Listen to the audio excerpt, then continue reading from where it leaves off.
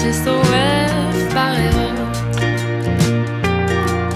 כובלת את עצמי לאנשים, ואין סיכוי שזה בריא.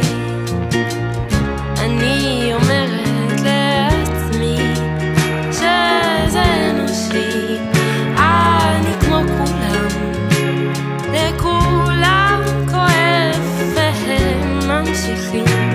אני כמו כולם ומאוד לבד.